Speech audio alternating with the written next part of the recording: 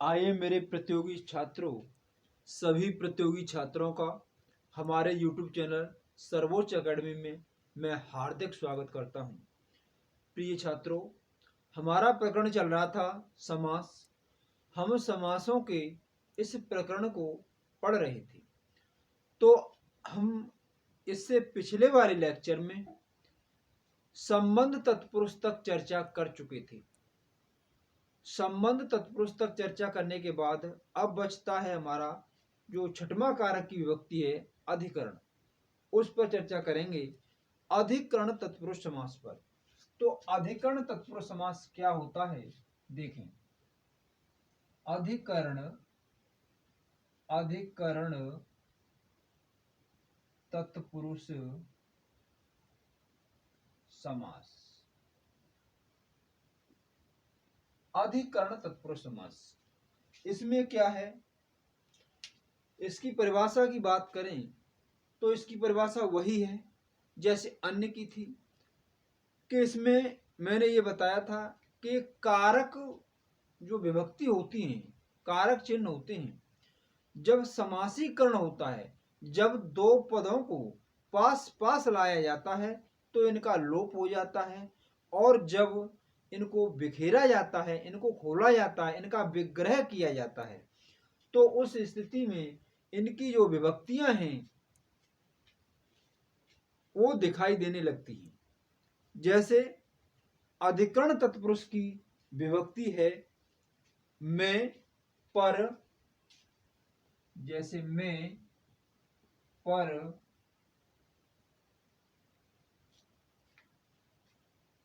मैं पर भीतर अगर कुछ भी हो तो वहां पर सब क्या होगा, अधिकरण तत्पुरुष समास होगा। मतलब अर्थ में मैं हो, पर हो, भीतर हो। जैसे चूहा बिल के भीतर है, अब भीतर है तो इसका मतलब क्या है, बिल में है, तो भी क्या होगा, अधिकरण तत्पुरुष समास ही होगा। तो इसके कुछ उदाहरण पर चर्चा करते हैं कि अधिकरण तत्पुरुष समास के उदाहरण। इसकी परिभाषा की बात करें तो परिभाषा यही है, अधिकरण तत्पुरुष समास की जो विभक्ति है वो विग्रह करने पर मैं पर पे दिखाई देती है, और जब दो समान पदों को या दो पदों को पास पास लाया जाता है, उनका समासीकरण किया जाता है, तो वह दिखाई नहीं देती है और विग्रह करने पर दिखाई देती है। जैसे है डिब्बा बंद, डिब्बा बंद, डिब्बा बंद, तो इसका क्या हुआ समास, विग्रह। डिब्बा में बंद, डिब्बा बंद, डिब्बे में बंद। अब है जैसे सिर दर्द, सिर दर्द, ये हो जाएगा सिर में, सिर में दर्द, सिर में दर्द। ऋषिराज, ऋषिराज, ऋषिराज। अब यहां पर ऋषिराज में ऋषियों का राजा नहीं होगा, ये होगा ऋषियों में राजा। राजा का एक अर्थ राजा होता है और दूसरा अर्थ श्रेष्ठ होता है। जैसे ऋषिराज हो जाएगा ऋषियों में श्रेष्ठ, ऋषियों में श्रेष्ठ। अब बात करें जैसे यहां पर अगर मैं देवराज कर दूं, देवराज, देखो यहां ऋषि है और यहाँ राज है, यहाँ देव है, यहाँ राज है। तो देवराज का करेंगे तो ये होगा देवों का राजा। देवों का राजा काकी के यहां संबंध होगा, संबंध तत्पुरुष होगा। जबकि ऋषिराज ऋषियों में राजा, ये क्या होगा, ये अधिकरण है। ये क्या है, अधिकरण चल रहा है आपका, अधिकरण। तो पहचाने कैसे, देखो यहां पर भी राज है, यहां पर ही राज है। इस राज का मतलब है राजा और इस राज का मतलब है श्रेष्ठ। अब इस राज का मतलब यह है कि ये जो राजा है, अन्य जो देव हैं इसकी प्रजा है और ये एक शासन करने वाला है, इन पर शासन कर रहा है।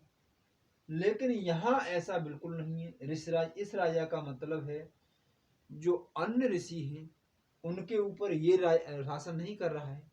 इसका मतलब यह है अन्य ऋषियों की तुलना में ये अधिक विद्वान है।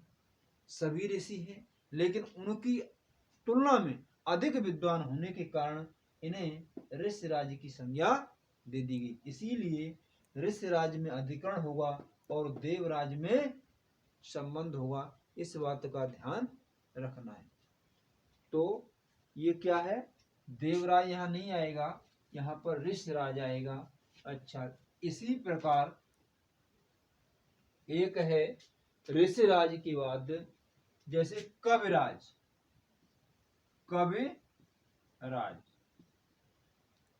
कविराज तो इसकी क्या हो जाएगी, जैसे कवियों, कवियों में श्रेष्ठ। यहां पर भी राज का अर्थ श्रेष्ठ ही निकलेगा। कवियों में श्रेष्ठ, कवियों का राजा नहीं होगा, क्योंकि इसमें फर्क ये देखना है, जो देवराज है वहां पर जो राज शब्द है वो एक राजा के अर्थ में है, और यहाँ पर कविराज है और ऋषिराज है, यहाँ पर जो राज शब्द है वो श्रेष्ठ होने के अर्थ में आया है, न कि राजा के अर्थ में। इसी प्रकार अन्य उदाहरण लेते हैं, जैसे गृह प्रवेश,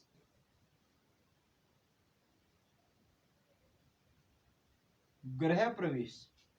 गृह प्रवेश क्या है, इसमें गृह में प्रवेश,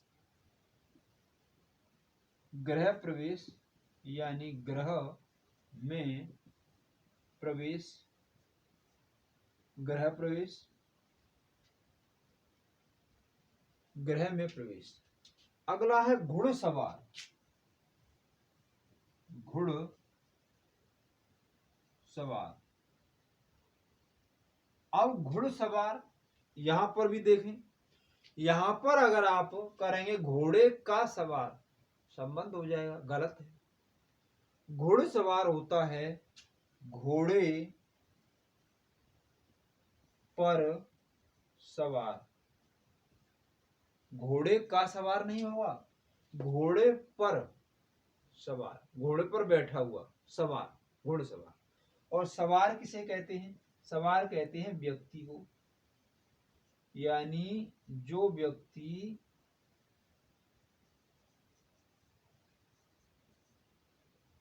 व्यक्ति घोड़े पर बैठा है उसे कहते हैं सवार।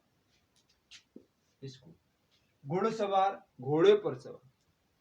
अगला है जैसे पेट दर्द, पेट दर्द, पेट दर्द में वही पेट में दर्द, पेट में दर्द। हाथ दर्द, हाथ में दर्द, जैसे हाथ दर्द, हाथ में दर्द, हाथ में दर्द हो गया, ये हो गया। अब अन्य उदाहरण देख लेते, इन्हें उतारी। तो कहने का मतलब यही है मेरे प्रतियोगी छात्रों, सभी प्रतियोगी छात्रों का मैं तहे दिल से स्वागत करता हूं और यही आपसे उम्मीद करता हूं कि मेरे प्रिय छात्रों, आप अधिक से अधिक संख्या में इसे देखें, अधिक से अधिक संख्या में लाइक करें और थोड़ा अगर आपको किसी बात का कन्फ्यूजन हो तो कमेंट में कुछ लिख भेजा करें, जिससे मैं आपके कमेंट पढ़कर आपका उत्तर अवश्य दूंगा। तो मेरे प्यारे प्रतियोगी छात्रों, मैं आपसे यही उम्मीद लगाता हूं कि आप मेरे चैनल को सब्सक्राइब करके इस वीडियो को लाइक और शेयर अवश्य करेंगे। आप मेरी उम्मीद पर खरा उतरें। तो अन्य उदाहरण लेते हैं, जैसे तल्लीन है। तल्लीन ये होता है तद में लीन। तद कहते हैं, तद का अर्थ होता है उसमें लीन। तल्लीन, तद में लीन। अन्य उदाहरण लेते हैं, जैसे मनमौजी। मनमौजी तो मन में, मौजी माने मस्त रहने वाला, मन में मौजी, और मौजी का अर्थ होता है मस्त। मन में जो ऐसा व्यक्ति जो अपने मन में खुश रहता है, मन में मस्त रहता है, उसे मनमौजी कहते हैं। अच्छा, देवाश्रित। देवाश्रित और है कर्माश्रित। कर्माश्रित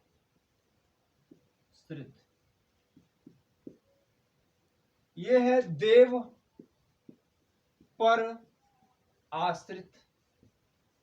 आश्रित का मतलब यह है देव पर आधीन हो जो। कर्म पर आश्रित ये है कर्म पर आश्रित।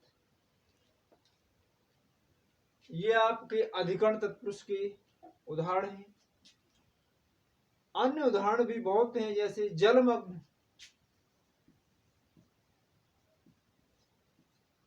जलमग्न, जल में मग्न, जलमग्न है। धर्मरत। धर्मरत, धर्म में रत। धर्मरत। तो कहने का मतलब यह है, बहुत से उदाहरण है, कितने भी उदाहरण लिखते जाइए, लेकिन उससे होने वाला कुछ नहीं है। होने वाला तभी है जब आप इस गूढ़ रहस्य को समझेंगे कि ये होता कैसे है। थोड़ा अपने दिमाग पर जोर डालिए और उन शब्दों का विग्रह करिए। तो इस प्रकार मैंने आपके इन 6 समासों की बताया। तत्पुरुष के जो 6 समास थे, कर्म से लेके अधिकरण तत्पुरुष तक, कर्म तत्पुरुष से लेके अधिकरण तक मैंने बताया। कर्म, कर्ण, संप्रदान, कर्ण यानी कर्म तत्पुरुष, कर्ण तत्पुरुष, संप्रदान और संबंध, अपादान, संबंध और अधिकरण, इनको मैंने 6 की चर्चा की। अब देखिए, मैंने हर समास को आपको विस्तार से पढ़ाया है, इन 6 प्रकारों को। अब हम देखने जा रहे हैं, अब मैं इनके सामूहिक उदाहरण देने वाला हूं आपके लिए। तत्पुरुष समास यहां पर फिनिश हो गया है। तत्पुरुष समास के 6 भेद हम पढ़ चुके हैं, कर्म से लेके अधिकरण तक 6 समासों को पढ़ चुके हैं। अब मैं इनके मिश्रित उदाहरण देने जा रहा हूं। फिर आपको दिमाग लगाना है और ये देखना है कि कौन सा सही होगा। अब इनके सामूहिक उदाहरण देखिए, कुछ और उनके फैक्ट बताऊंगा कि ये ऐसा क्यों नहीं। देखिए प्यारे छात्रों, आपको चैनल को सब्सक्राइब कर लेना है और वीडियो को अधिक से अधिक संख्या में लाइक करें, शेयर करें। आपके शेयर करने से आपकी वीडियो देखने के कारण ही मेरा मनोबल बढ़ता है। अगर आप इस कार्य को भी नहीं कर पाए, इस छोटे से कार्य को भी नहीं करोगे, तो फिर मेरा मनोबल डाउन होता है, फिर मुझे पढ़ाने में थोड़ा मायूसी पैदा होती है। तो हे प्रिय छात्रों, आप इस पर खरे उतरें। अब देखिए, मैं इन समासों के सामूहिक उदाहरण देने जा रहा हूं। जैसे शब्द है काकबल,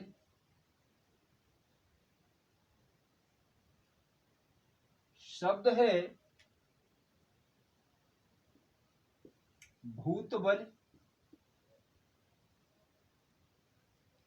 शब्द है पशु बल, और शब्द है नर बल।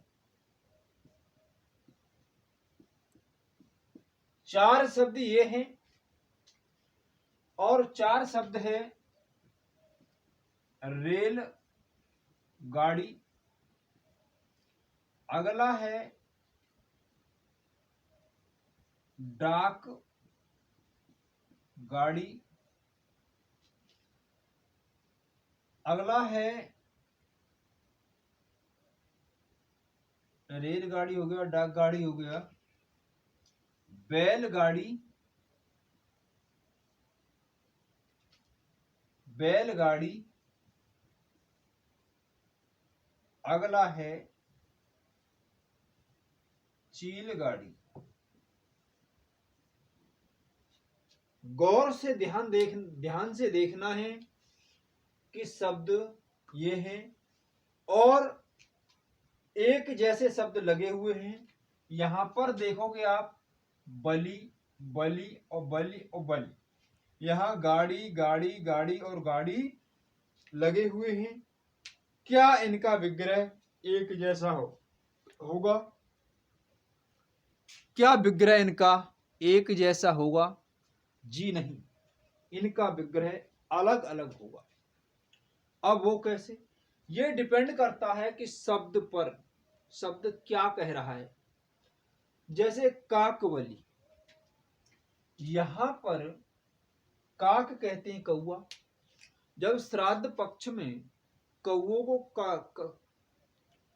कौए को कुछ खिलाया जाता है अपने पूर्वजों के लिए, उसको खिलाया जाता है कि वहां आपके पूर्वजों तक पहुंच जाए, ऐसी मान्यता है। तो आप उस भोजन की बल का मतलब उसे प्रदान करते हैं, देते हैं कौए को प्रसन्न करने के लिए। तो ये क्या है, यहां हो जाएगा, विग्रह करेंगे तो काक के लिए बल, काक के लिए बलि, इसका विग्रह ये होगा, काक के लिए। ऐसे अब यहां आइए, भूत बल, यहां भूत के लिए बल। यहां पर भूत को प्रसन्न करने के लिए जो बलि दी जा रही है उसे के लिए आया। लेकिन इन दो में जैसे पशु बलि, तो यहां बलि के स्वरूप में, बल के स्वरूप में पशु को ही मार दिया जाता है, पशु की भेंट की जाती है, तो पशु की बल। यहां पर पशु के लिए बलि नहीं होगी, यहां पशु की बलि होगी। इसी प्रकार नर बल, नर की बल, कहीं कहीं पर प्रसन्न करने के लिए देवी देवता को नर को ही चढ़ा दिया जाता है, नर की बलि दे दी जाती है। तो यहां फर्क समझें, यहां यहां काकी के क्या है, संबंध है, काकी के क्या है, संबंध है। तो यहां तो संबंध है, इनमें संबंध तत्पुरुष,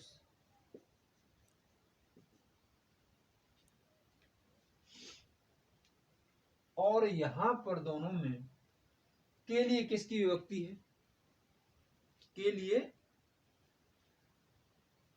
संप्रदान, यहां पर संप्रदान तत्पुरुष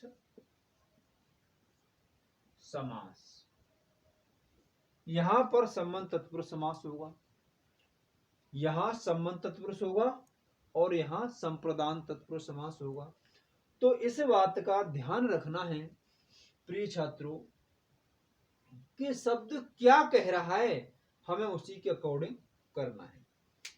अब निचले वाले उसमें देखें, रेलगाड़ी, डाक गाड़ी और बैलगाड़ी, चिड़गाड़ी, इसका क्या है देखें। इस गाड़ी के आगे रेल क्यों लगाई, इस पर गौर करें। जैसे हमने कहा रेलगाड़ी, रेल कहते हैं पटरी को, तो इसका विग्रह करेंगे, रेल का मतलब होता है पटरी, रेल कहते हैं पटरी, रेल पटरी पर चलने वाली गाड़ी, पटरी पर चलने वाली गाड़ी, ठीक। डाक गाड़ी, यहां पर जो डाक होती है चिट्ठी पत्र लाने के लिए, उसका प्रयोग हुआ है। तो डाक के लिए गाड़ी, यानी डाक लाने के लिए ऐसे कह सकते हैं, डाक लाने या ले जाने के लिए गाड़ी, डाक को लाया और ले जाया जाता है, डाक लाने ले जाने के लिए, डाक लाने ले जाने के लिए गाड़ी। यहां पर है बैलगाड़ी, यहां बैलगाड़ी में बैलों के लिए गाड़ी नहीं होगी, यहां क्या होगा, यहां होगा बैलों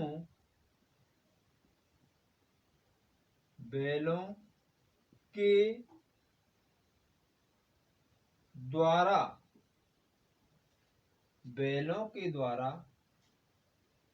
या बैलों से चलने, बैलों के द्वारा चलने वाली गाड़ी, या मैं के द्वारा की जगह पर से का प्रयोग कर सकता हूं। बैलों से चलने वाली गाड़ी या बैलों के द्वारा चलने वाली गाड़ी। और चील गाड़ी, चील गाड़ी यानी चील पक्षी, चील के समान, चील के समान चलने, चील के समान उड़ने, चील उड़ती है, उड़ने वाली गाड़ी। तो यहां पर आपने देखा, यहां अलग अलग विग्रह हुआ, चील के समान उड़ने वाली गाड़ी अर्थात हवाई जहाज, हवाई जहाज, चील के समान उड़ने वाली गाड़ी अर्थात हवाई जहाज। तो यहां पर ये किसके लिए इंगित कर रहा है, हवाई जहाज के लिए। तो यहां पर बहुब्रीहि समास हो जाएगा, बहुब्रीहि, क्योंकि ये अन्य अर्थ दे रहा है। चील गाड़ी, चील के समान उड़ने वाली गाड़ी अर्थात हवाई जहाज के लिए कह रहा है, तो ये कहां पर, यहां पर बहुब्रीहि समास भी होगा, तत्पुरुष के साथ बहुब्रीहि भी है स्पेशल में। और यहां बैलों से चलने वाली गाड़ी या बैलों के द्वारा चलने वाली गाड़ी, तो यहां क्या होगा, कर्ण, यहां कर्ण तत्पुरुष होगा। और यहां डाक गाड़ी, डाक के लिए ले जाने वाली, और यहां रेल पर, यहां पर आया है, तो यहां क्या होगा, अधिकरण, अधिकरण होगा, मैं पर पे आया है, रेल पर चलने वाली लिए। और यहां डाक के लिए, डाक लाने ले जाने के लिए। के लिए क्या होता है? के लिए होता है संप्रदान। यहां संप्रदान होगा, संप्रदान। तो आप देखें कि एक ही शब्द में किस प्रकार विग्रह करने पर अलग अलग समास दिखाई देने लगते हैं। शब्द एक जैसे लगते हैं, परंतु जब उनकी वास्तविकता को देखा जाता है तो उसमें अलग अलग दिखाई देने लगते हैं। तो प्यारे विद्वान साथियों, इस बात का भी ध्यान रखना है कि हमें समास को किस प्रकार से विग्रह करना है। अगर आप विग्रह करने में चूक कर गए, विग्रह करने में चूक हो गई, तो आपको इसको समास को पढ़ने में चूक तभी नहीं होगी जब आप इसको ध्यानपूर्वक पढ़ेंगे। अगर आपने इसे ध्यानपूर्वक नहीं पढ़ा और इस पे विग्रह करने में गलती कर गई तो ये आपके लिए गलत साबित होगा। तो सभी से मेरा यही निवेदन है कि आप इस चैनल को सब्सक्राइब करें, ज़्यादा से ज़्यादा संख्या में लाइक और शेयर करें। और प्रिय विद्यार्थियों, यहाँ पर हम तत्पुरुष समास को खत्म कर चुके हैं। अब इसके बाद हम चर्चा करने वाले हैं अगले वीडियो में लुप्त तत्पुरुष होता है और एक अलुप्त तत्पुरुष होता है, उसकी हम चर्चा करेंगे। उसके बाद अन्य समासों की चर्चा करेंगे। थैंक्स मित्रों, धन्यवाद।